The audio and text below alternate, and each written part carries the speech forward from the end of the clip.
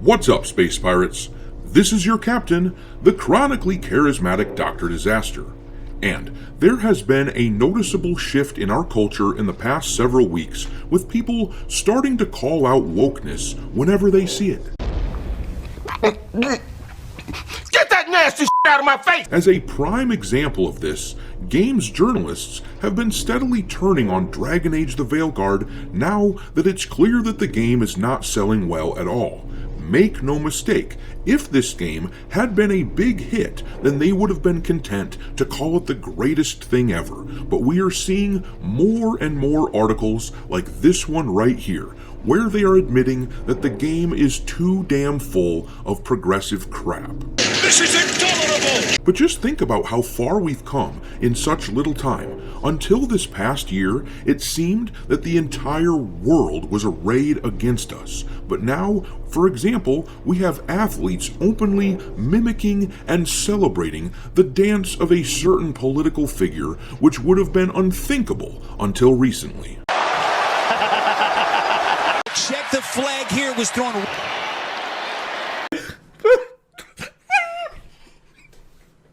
I just can't do it. I can't take this shit no more, man. The woke D-bags are having to deal with a whole lot of losing lately, and here in the video game spaces, Dragon Age has been one of their prominent losers. It's absolutely incredible that we have an article like this one, which was just published a couple days ago by thegamer.com, just another example of these access media journalists changing their tune now that it has become evident that what they supported these past few years is undeniably not the popular opinion.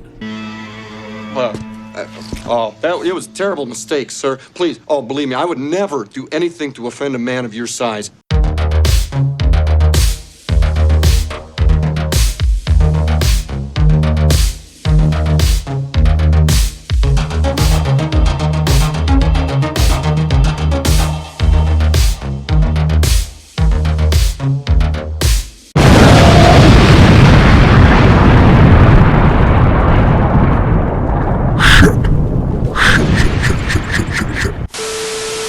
Alright, me hearties, make sure you like this video and subscribe to the channel if you haven't done so already, and also, don't forget to follow me over on Twitter or X, or whatever you want to refer to it as these days. I keep a list on there of games lousy with wokeness pinned to the account at all times for your reference. My handle over there is Dr. Disaster 1.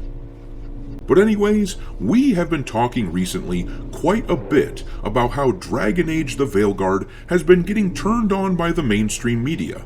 The other day, as an example, we talked about journalist Jason Schreier posting this on Twitter to mock gamers and then taking it down because the game is clearly selling like shit. Those same people who were at one time defending Dragon Age at all costs because EA is obviously one of the major benefactors of these access media types, we all know that the access media only espouses the opinions that they espouse because being negative about AAA games means that they would no longer get early access to all of their announcements and games and whatnot, and they would lose their competitive advantage.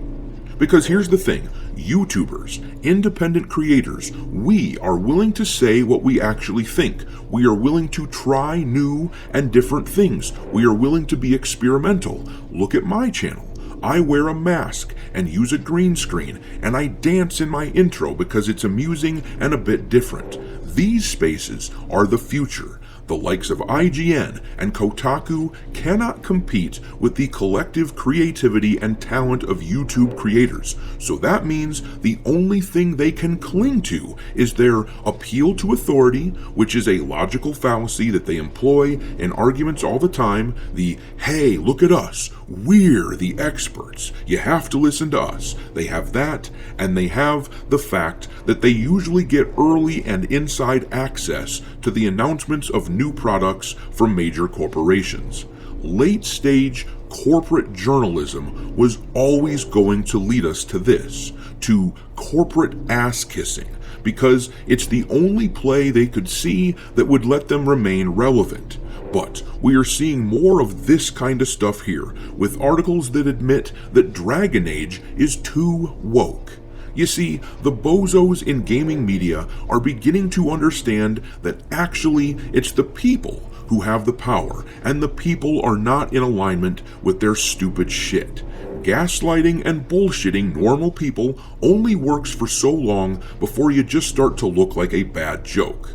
But I'm going to read this article here, which is still snarky as hell and extremely abrasive to anyone who doesn't agree with their wokeness. But you have to pay attention to the headlines like this one, because headlines are very purposeful. Headlines tell you an awful lot about the thinking of the person who wrote it. These journalists word the headlines in such a way that they think will get them the most clicks, which means that right now, calling this woke shit out is the way the wind is starting to blow. But the article says, if you're as chronically online as I am, you know the meme. And as I've been playing Dragon Age the Veilguard, I can't stop thinking about it, originating from a video skit where a woman refuses to laugh at the Four Seasons Orlando baby because there are worse things happening in the world. The phrase has largely been used as an anti-intellectual cudgel against any kind of remotely sociologically critical social media post.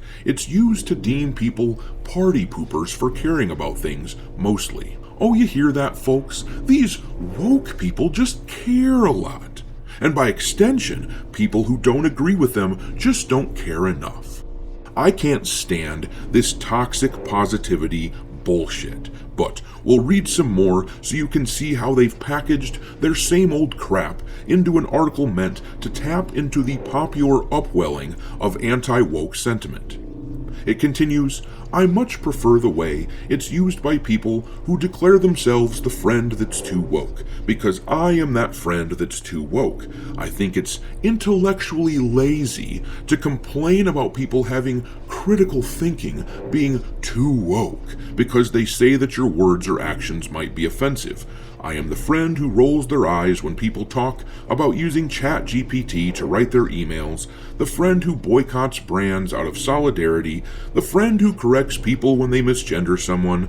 People pejoratively call me woke all the time, and I don't consider it a mark of shame. The Veilguard, though, is woke in a bad way, because it's so terrified of being offensive that it erases everything interesting about Dragon Age. And there you have it. This person has seen end-stage wokeness and doesn't like it. And this person is admittedly as politically correct as you can pretty much be from the sound of things. This person clearly doesn't understand what people who oppose her worldview actually think.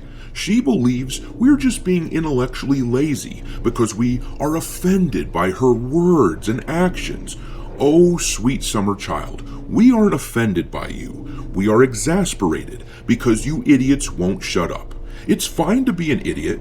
We've all seen that weirdo on the street corner holding up a sign that makes no sense and shouting about weird shit like the world being flat or something, and we just walk on past him. We aren't offended, we are amused. But if that same guy were to follow us around everywhere we go, which is what we have going on with wokeness, our amusement would absolutely end, and we would definitely tell the dude to piss off while using pejoratives. Not because we're offended, but because following us everywhere we go is insufferable arrogance and callous disregard for our autonomy.